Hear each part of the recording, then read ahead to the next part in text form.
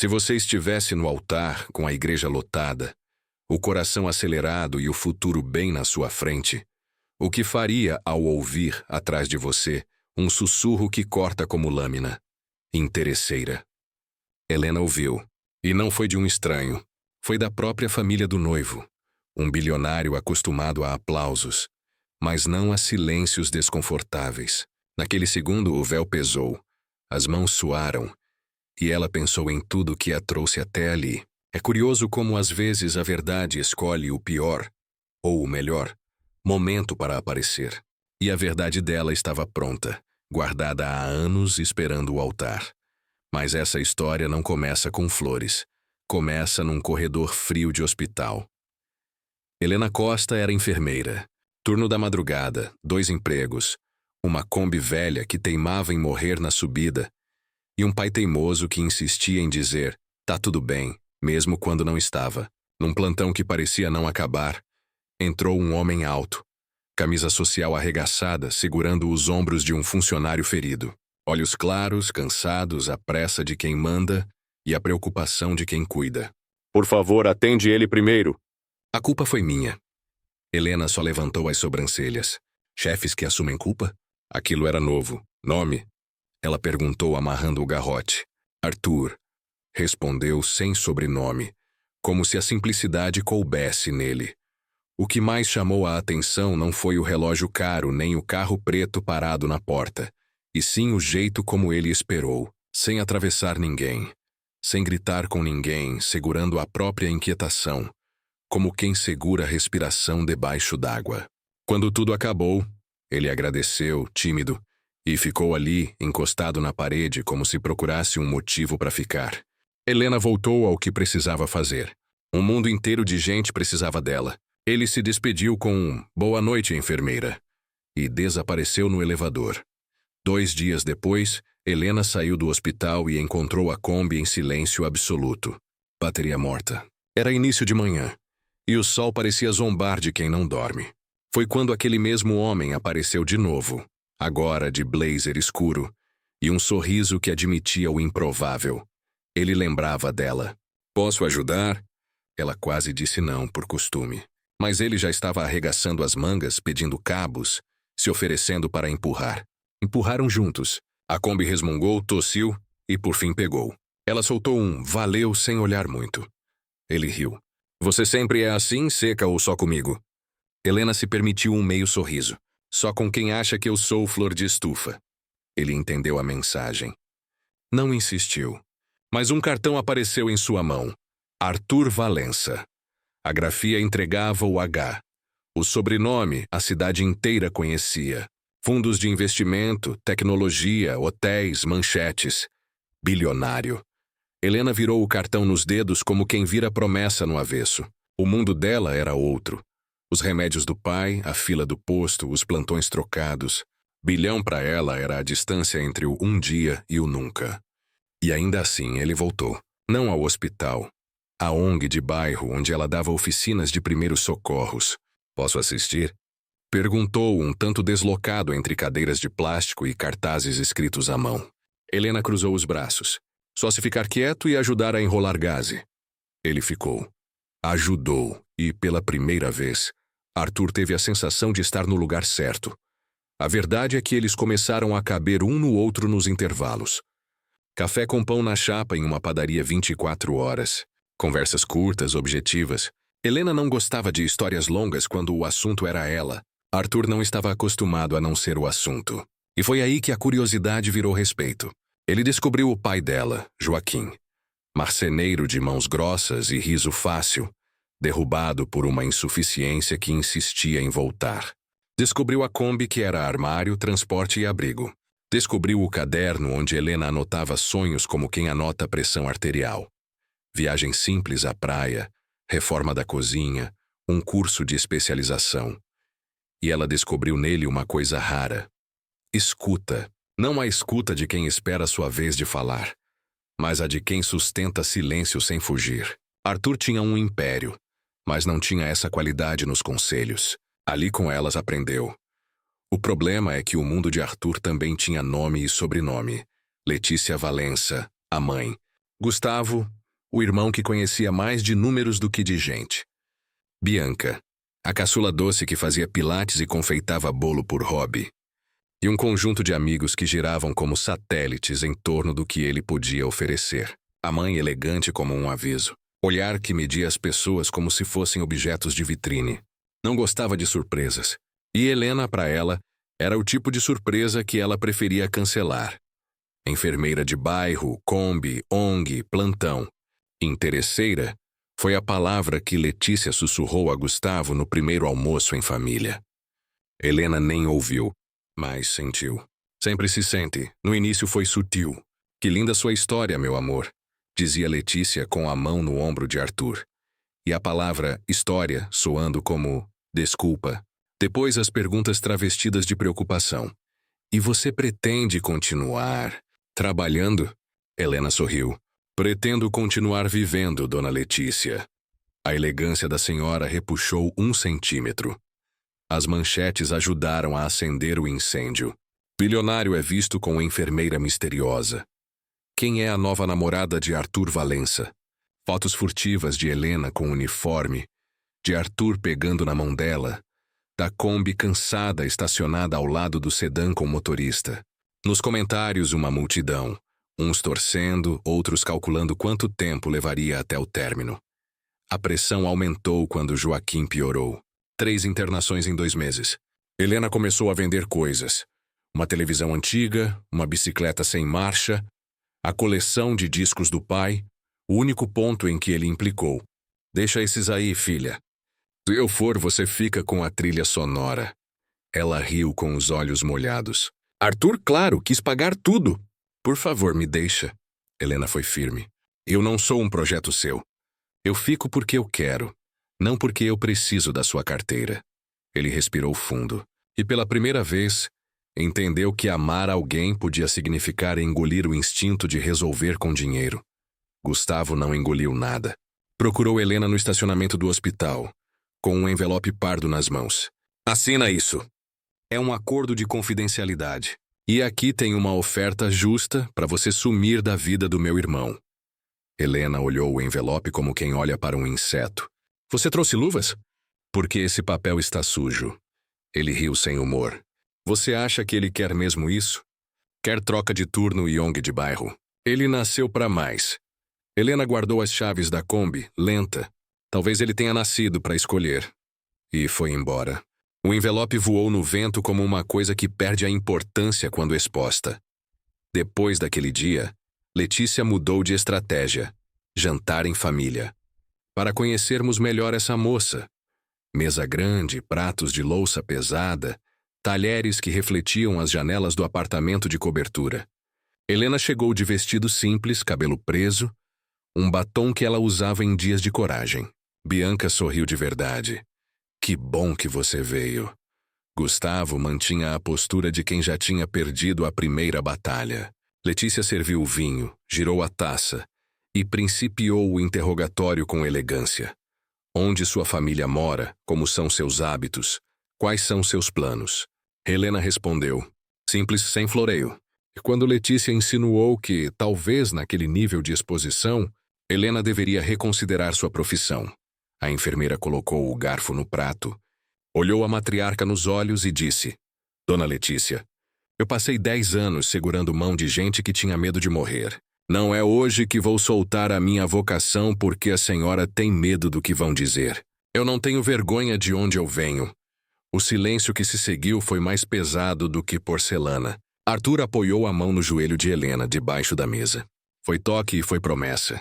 Naquela mesma noite, o telefone tocou. Era o hospital. Joaquim tinha passado mal. Arthur e Helena correram. O corredor branco. O relógio que teima em demorar.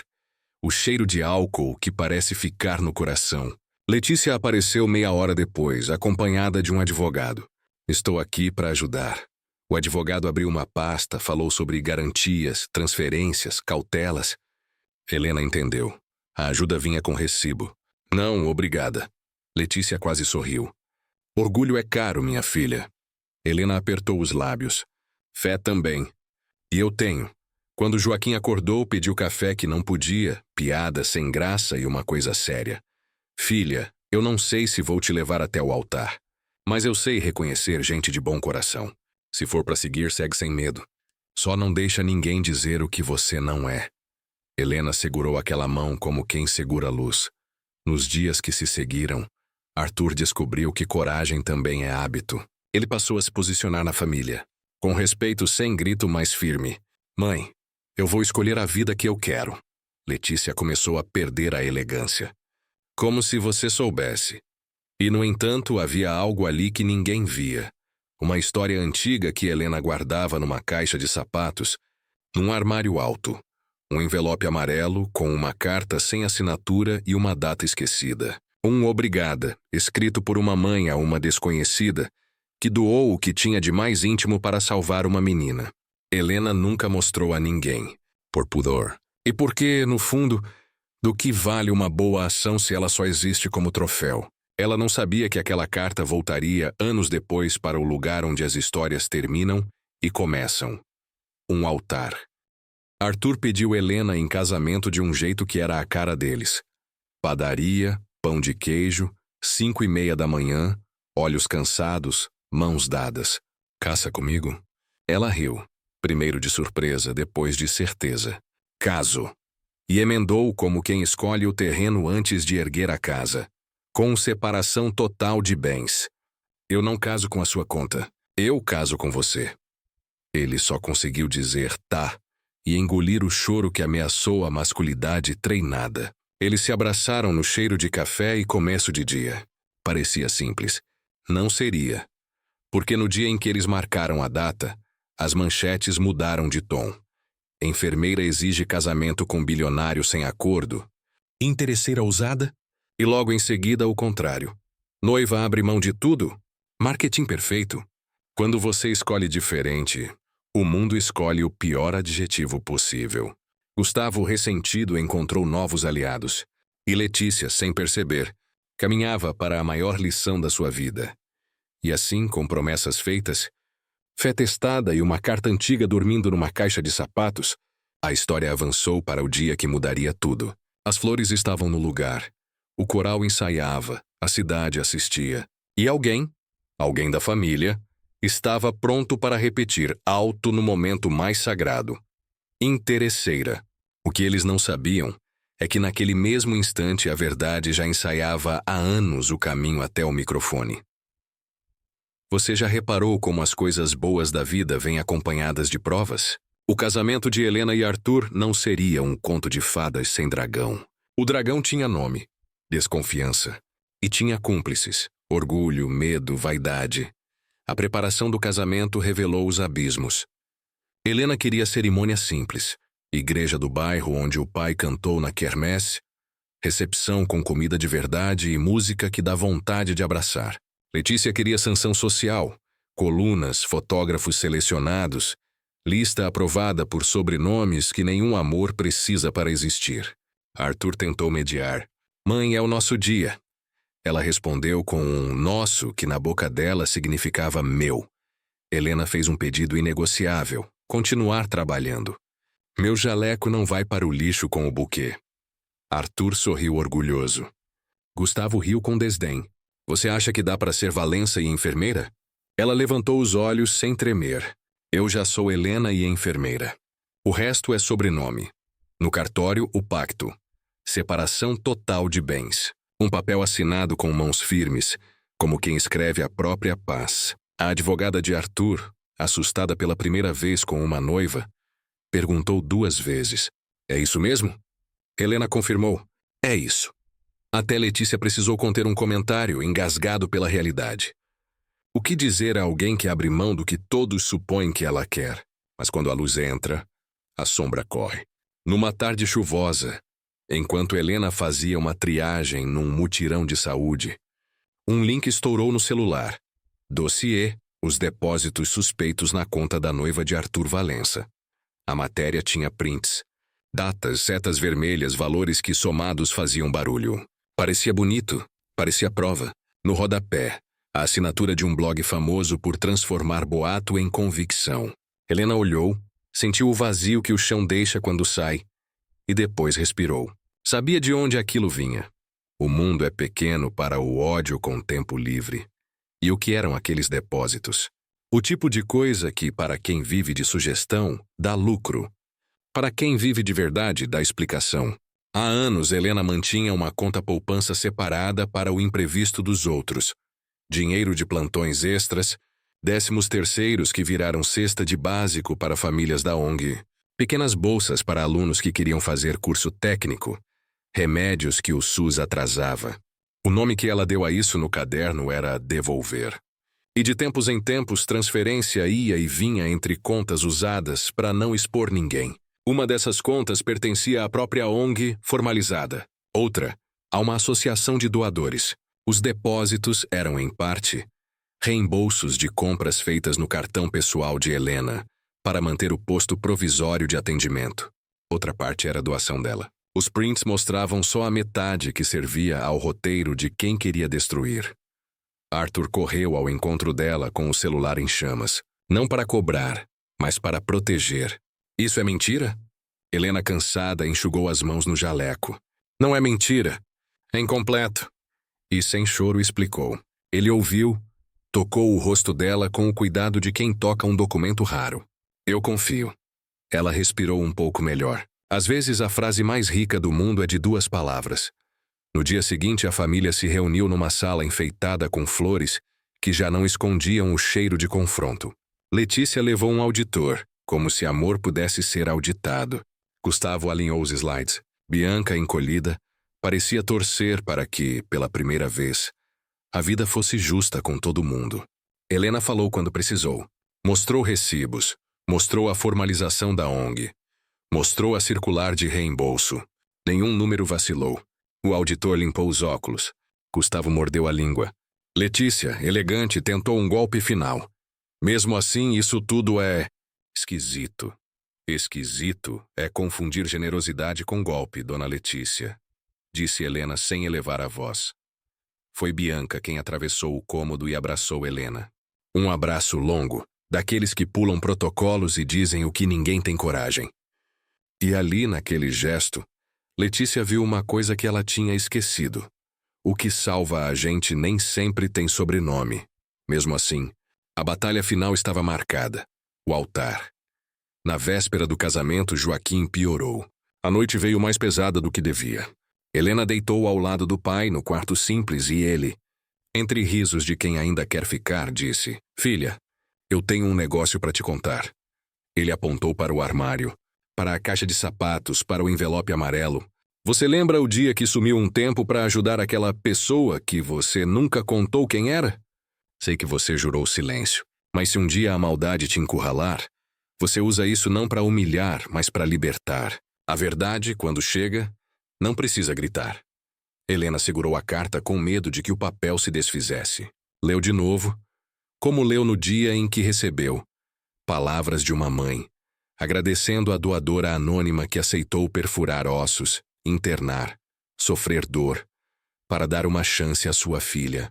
Uma letra inclinada, bonita, com um nome que, por protocolo, não apareceu. Mas havia pistas. Minha menina que adora confeitar bolos de madrugada e sonha com pilates. Meu filho que trabalha demais e se esquece de comer. Assinado com amor eterno, uma mãe que nunca vai esquecer. Helena fechou os olhos. Na época sorrira, chorara, guardara. E nunca usara isso como credencial para nada. Agora ela entendeu. O altar era lugar de verdade. E a verdade não era sobre ela. Era sobre a vida que aquela carta tocou. De madrugada, Joaquim partiu. Silencioso como quem sabe a hora de ir. Helena segurou a mão dele até o fim e prometeu 2 coisas. Honrar o amor que ela aprendera ali e não deixar que o mundo transformasse a sua história numa etiqueta barata. Mesmo em luto, ela quis casar no dia marcado. Meu pai ia querer que eu continuasse. Arthur, com os olhos cheios, perguntou: Tem certeza? Tenho. E tinha mesmo. Porque coragem não é ausência de dor, é compromisso. Chegou o dia. A igreja parecia respirar. Do lado de fora, repórteres. Do lado de dentro, gente. O coral aquecia vozes. As crianças de Daminha brincavam com pétalas. O padre repassava os votos. Arthur esperava no altar, com a gravata desconjuntada de nervoso. Helena entrou apoiada em si mesma, com uma foto do pai escondida no buquê. A nave era longa. O coração, mais. No banco da frente, Letícia segurava um lenço que combinava com o conjunto. Tudo nela era combinação. Gustavo erguia o queixo, pronto para qualquer momento oportuno. Bianca rezava como quem pede apenas que a verdade encontre a hora. O padre começou. Falou de compromisso, de escolha, de rotina, de tempestade. Do lado de fora, a cidade fazia barulho. Do lado de dentro, o mundo todo cabia naquela nave. Se alguém tem algo a dizer... A frase mal terminou, e o mundo decidiu testar a convicção de um amor. Letícia levantou. Não gritou. Não precisava. A autoridade dela sempre veio do tom baixo. Eu tenho. Os sussurros atravessaram bancos. O coração de Helena bateu na garganta. Arthur deu um passo à frente, mas a mãe foi mais rápida. Eu não vou ver meu filho entregar a vida dele a uma... Ela pesou a palavra como quem escolhe veneno. Interesseira. A igreja inteira parou. Algumas pessoas olharam para baixo, porque é difícil encarar a injustiça nos olhos. Outras procuraram a reação de Arthur. Outras a de Helena. E foi ela quem deu um passo.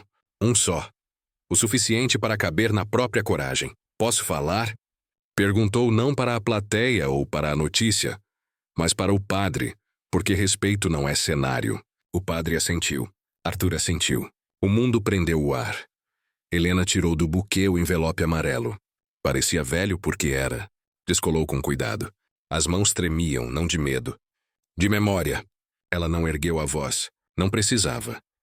Dona Letícia, há muitos anos, eu recebi uma carta de uma mãe agradecendo à doadora anônima que ajudou a salvar a vida da filha dela. Na carta, essa mãe falava de 2 filhos.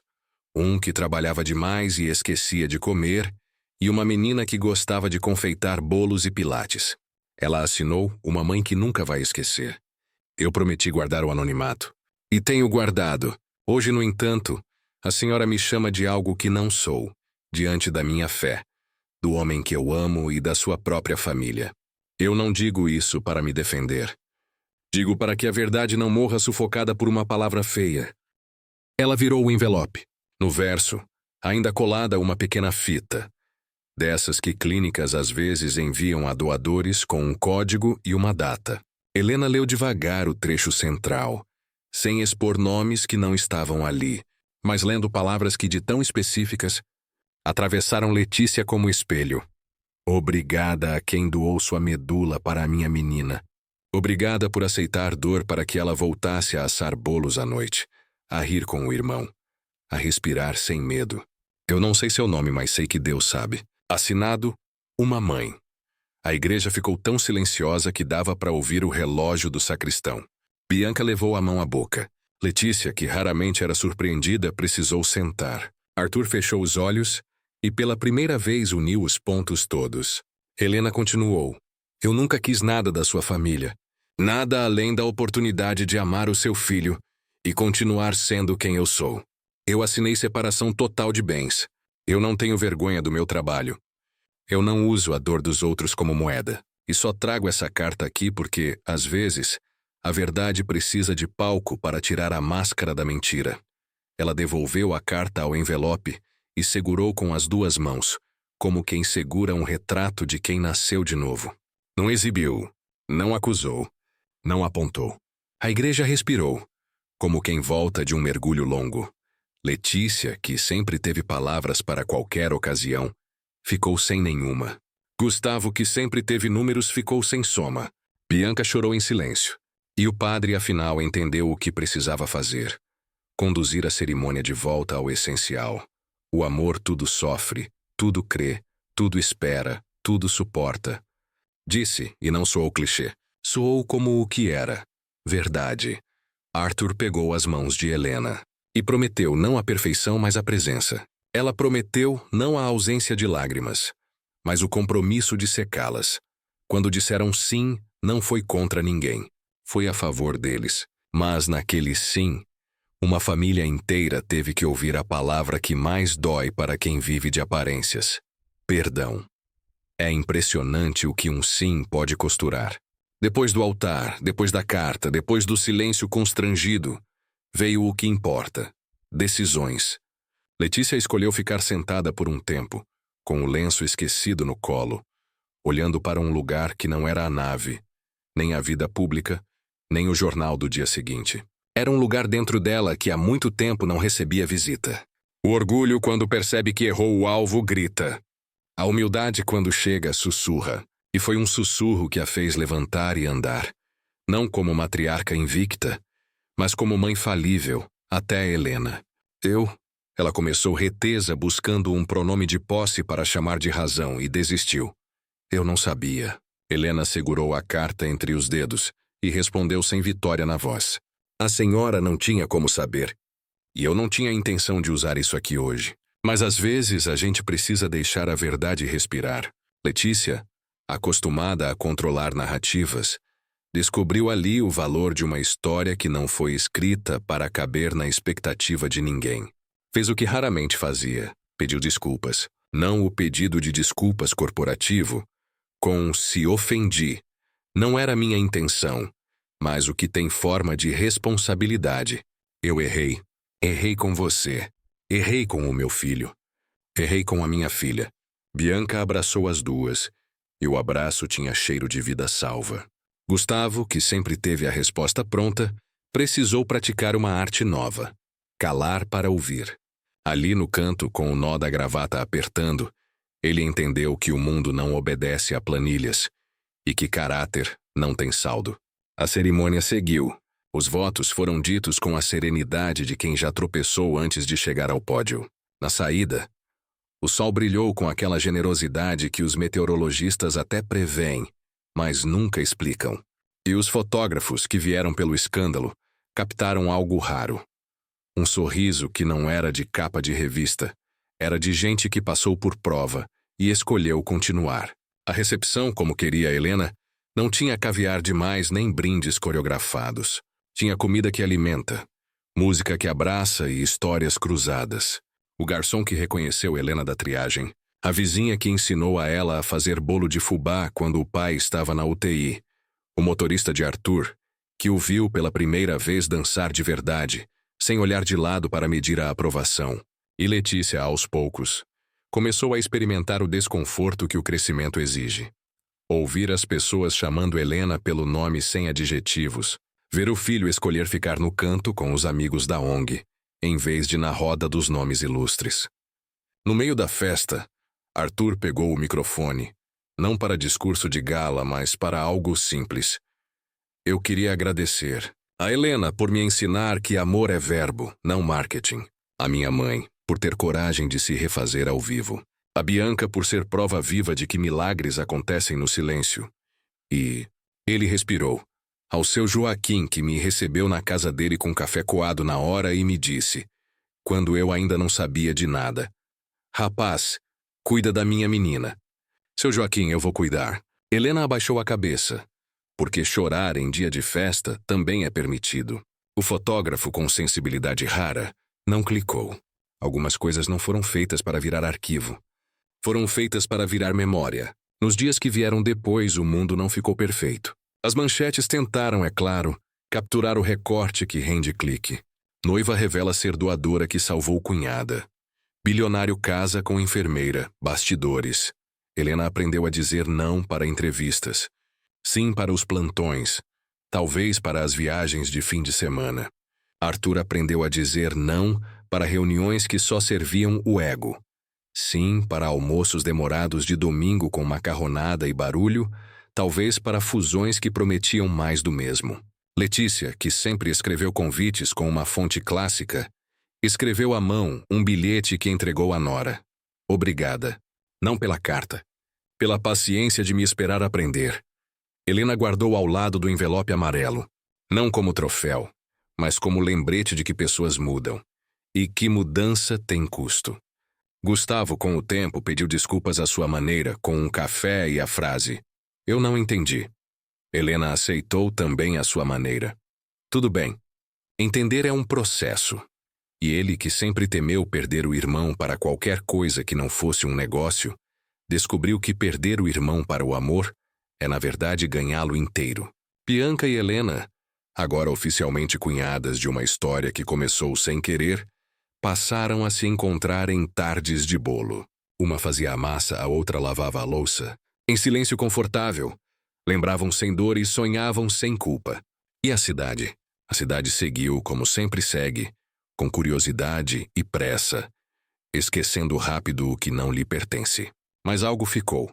Pessoas que leram a história e escolheram não chamar desconhecidas de interesseiras na primeira esquina. Gente que decidiu que acusar dá ibope, mas não dá paz. E talvez alguém que procurou o registro de doadores de medula e disse sim, para salvar um estranho. A verdade, quando encontra altar, nunca fica só ali. Ela desce os degraus e vai morar onde a gente vive. No casamento civil, sem pompa, Helena assinou como Helena Costa Valença. Não por deixar de ser quem é, mas por acrescentar ao nome uma missão.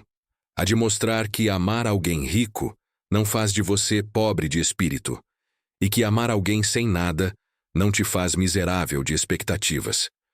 O que define a gente não é a conta, é a escolha. Meses depois, em um domingo de sol e varanda, Arthur encostou a cabeça no ombro de Helena e perguntou: "Você voltaria ao altar mesmo sabendo que ia ouvir aquilo?" Ela pensou pouco. Voltaria. Mas agora eu ia levar uma coisa a mais. O quê? O silêncio. Como assim? O silêncio de quem não precisa provar nada, quando toda a vida já provou. Ela sorriu. E o mundo por um segundo coube na xícara de café morno equilibrada no parapeito. Amor, afinal, é isso. Caber na rotina sem perder a imensidão. Se você chegou até aqui, talvez tenha lembrado de alguém que julgou cedo demais, ou de uma palavra que precisou engolir. Talvez tenha entendido que a verdade não precisa ser barulhenta para ser imbatível. E se essa história te tocou, faça o que a Helena fazia no caderno, devolver. Devolva carinho para quem te deu dureza. Devolva presença para quem só espera a resposta. Devolva a fé para quem perdeu a força de acreditar. Recapitulando, chamaram a esposa do bilionário de interesseira. No altar, a verdade calou a família. Mas o que calou de fato não foi um argumento. Foi uma vida inteira vivida com coerência. Quem tem isso dorme. Quem não tem, comenta. Se você curtiu essa história e quer mais roteiros assim, com emoção de verdade e viradas que fazem a gente respirar fundo, deixa o like, se inscreve no canal e já emenda no próximo vídeo sugerido aqui do lado. A gente se encontra no próximo capítulo, porque por aqui, toda semana tem uma nova chance da verdade encontrar o seu altar.